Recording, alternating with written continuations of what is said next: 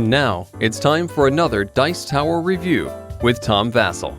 Hey folks, today we're taking a look at Pig 10, which is a game about counting cards and making them go to 10 and not going over 10.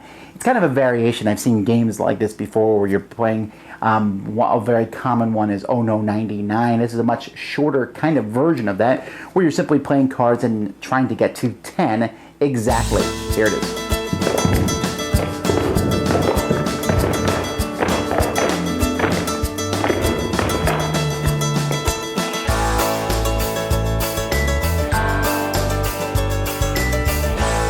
The deck is made up of cards that are numbered from 0 to 10. So there's 0, 1, 2, 3, 4, 5, 6, all the way up to 10.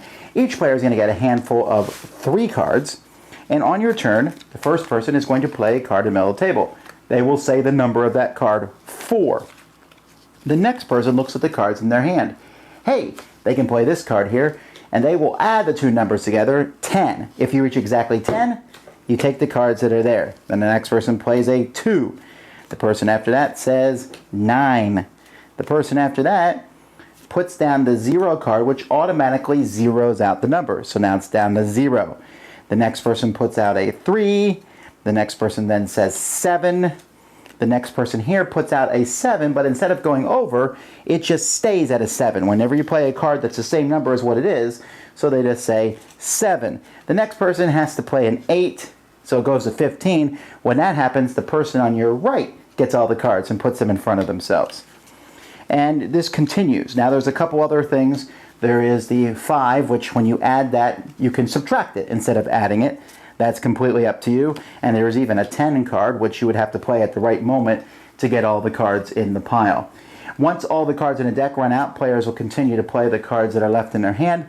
When those are gone, each player is going to look at all the cards that they've won during the course of the game, and whoever has the most is the winner.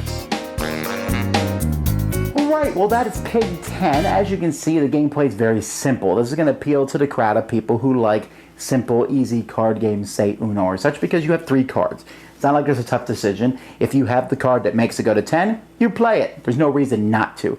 If you don't have a card that makes it go to 10, and you try not to go over 10. It might be playing the same number as the current sum. It might be playing a 5 to make it go down, or just a smaller number. And I mean, you can try to guess what the next person has, but you really don't know. So the game is basically simply one of try to get 10, and if you don't, then play something else. There's not any kind of real strategy to the game at all. You just look at your hand and you play it.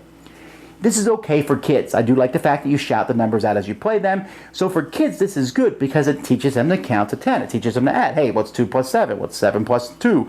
What's 3 plus 6? Should you subtract that 5 or add that 5? I mean, that's really the only major choice in the game.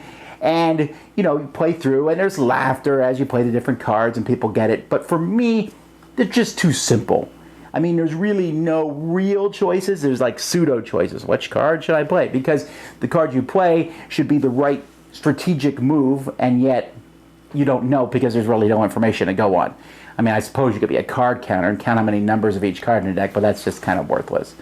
So it's kind of just a fun, silly little game. The artwork about pigs. I think this one is definitely geared towards kids, and I found it works well with them. But even with kids, sometimes I'm maybe wanting to move to something that gives them some more meaningful, real choices. But I can't deny the laughter that happened during the course of the game. Not one that I'm a huge fan of, but I can see a lot of people liking it. That's Pig 10. Dice Tower Judgment, okay for adults, good for kids.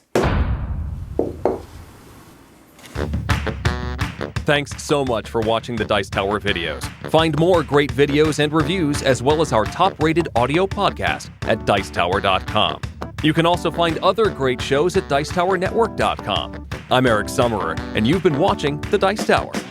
The Dice Tower is sponsored by Cool Stuff Inc., where you can find great games for great prices. Cool stuff. Shut the door. Check them out at CoolStuffInc.com.